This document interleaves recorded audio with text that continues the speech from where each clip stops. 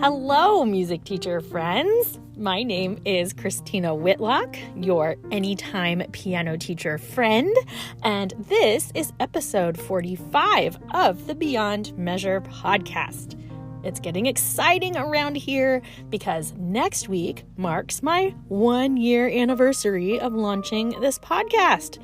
Cue the party horns and grab your hats because I am feeling pretty great about this accomplishment, which, by the way, I could not have done without you. So, thanks for listening. So, since we can't party just yet, I thought we would talk today about one of the very best questions that we can ask ourselves as we navigate our teacher lives. Wow, that's a big sell, isn't it? Well, I've already talked about my love for asking ourselves the right questions way back in episode 15. That's the episode where I talked about the importance of reflecting on what is not working as well as what is working. So I still think those are great questions to ask. I still ask myself them like every week. But I'm adding to the list today. And the question is, what is your objective? A little background to this question. My graduate pedagogy work was done under the tutelage of Dr. Lori Roden. And Lori was a student of Max Camp and Maurice Hinson, and I carry all kinds of pedagogical gems with me thanks to studying under her. So I have one really clear memory, though, of our first semester pedagogy course that I would like to share with you today. So you need to understand that our intro piano pedagogy course was set up in 3 different ways. So first, of course, we had a lecture class. We also taught a student in the community as part of that course. And once a week, those students that we taught met for a group class, which at the time, those of us taking the course were in charge of lesson planning for and teaching. Well, I remember very clearly that we were each told to prepare an activity for the group class the following week. And we each had to pitch our activity to the class before the kids arrived, just making sure that we could help troubleshoot any problems that we'd failed to see. Well, I remember doing this the first week, and I remember watching some of the undergraduate students struggle through their pitches before it was my turn. I could tell that Dr. Roden wasn't too thrilled with the ideas that had been presented thus far, but I think I've mentioned before on this podcast that of all the times in my teaching career, these were the years where I probably struggled with being a little too sure of myself, and this moment was no exception. I had designed some kind of game that involved taping a giant grand staff to the floor, and I was having kids hop up and down the staff by lines and spaces. But there were a lot of elements to this game. In fact, it was so convoluted, I can't even really remember all the things that I had tried to include. And I don't know if it was kind of a riff on Chutes and Ladders or what. I really can't remember. But I do remember looking at my professor's face when I was done, and she kindly said, "Christina, what's your objective with this game?" To which I tried to ramble through the explanation of how kids would win the game. And she said, "No, Christina, I mean your objective. As in, what concept are you even trying to teach here?" And I was a little stumped. And then I was a lot embarrassed. And I think it kind of ties in with that whole solid before spectacular thing that I talked about a few weeks ago in episode 41, because I realized in that moment in trying to flex my creative muscles by having students get off the bench and hop around on a giant floor staff, which is not a bad idea, incidentally, I had failed to identify a very important something. My objective. As in, what were we even trying to accomplish in the first place? Side note, in hindsight, since jumping around on the floor staff is the only thing that sticks in my memory, it sounds like I could have easily been aiming to drill line space movement on the staff, but the problem is my actual proposal was way more complicated than that. So anyway, from that day forward, I hear Lori's question of, Christina, what's your objective? Like all the time in many situations. And now, because this is how music teacher life works, here I am sharing it with all of you. Honestly, I think pretty much any decision that we need to make in our studios can benefit from asking ourselves this question. So, for instance, let's say you are selecting new music for a student. What's your objective? Do they need a challenge piece? Do they need something especially engaging? Do they need something that focuses on a different meter? Do they need something less geared towards children?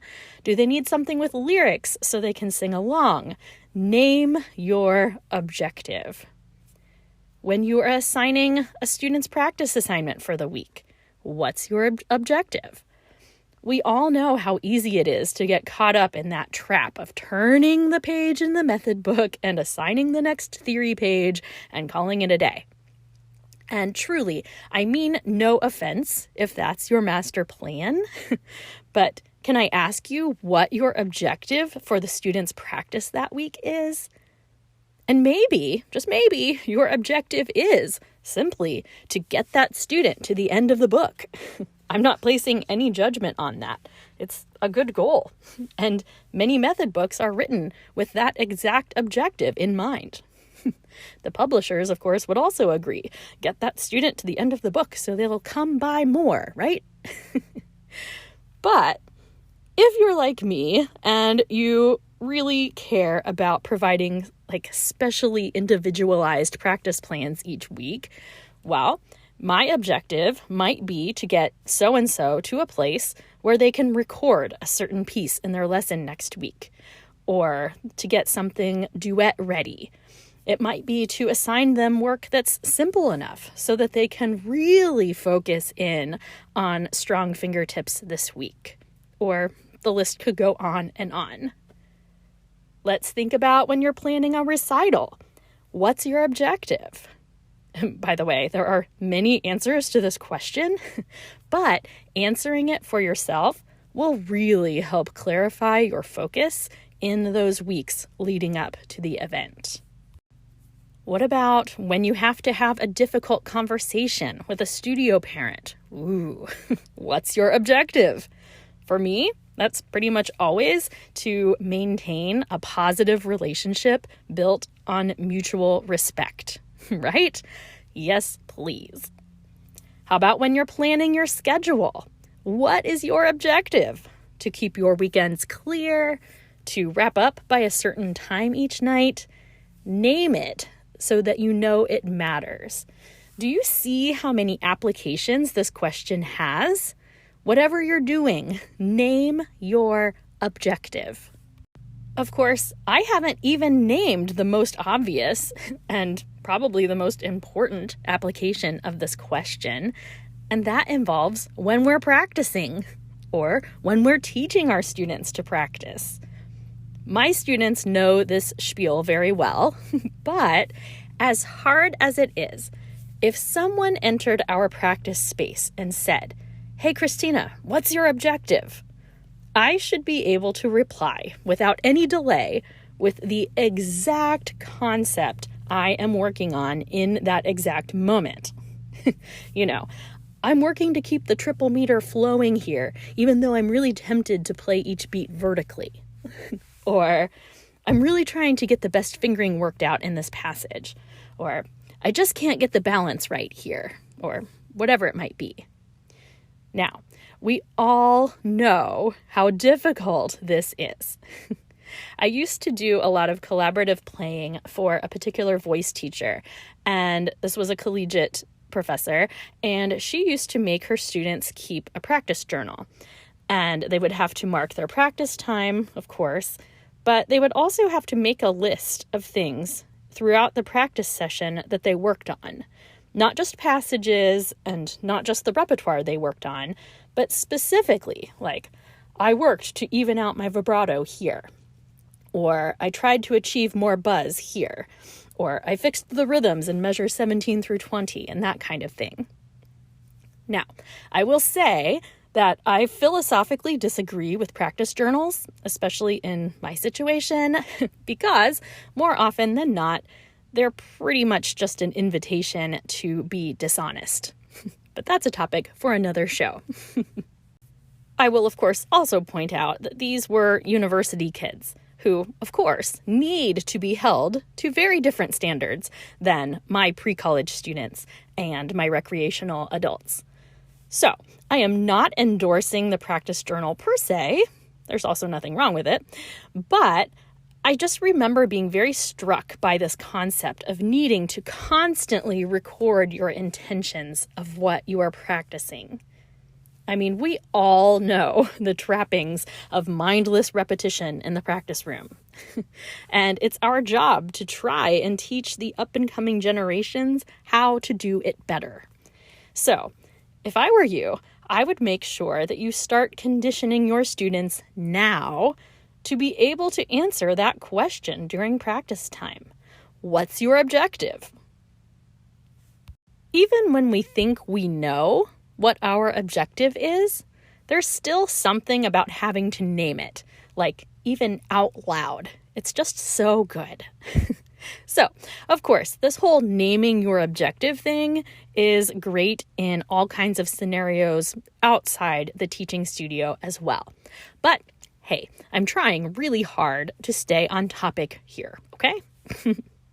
So, before I run too far off the rails, let's move on to my last objective for today, which is to toast you out of here for the week.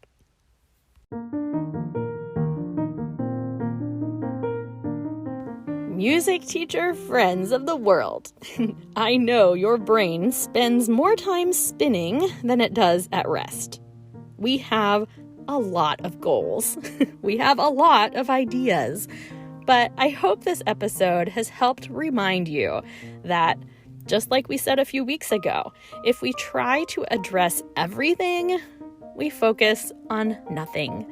So I encourage you today to think of your next task, whatever it is, and name your objective. Repeat it out loud if you're afraid you're going to forget it. I do that an embarrassing number of times each day. So, raise your glass with me, and I say cheers to naming our objectives, my busy, busy friends.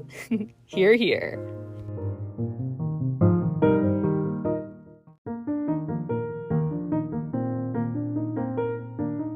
All right, episode 45 is in the books. Like I said, next week we will be celebrating my 1-year podcast-iversary. Maybe it's launch-iversary? I don't know what to call it. I don't even know what I'm going to do yet, but we will party, I promise. In the meantime, name your objectives, work hard, rest well, and be nice. That's the stuff, my friends.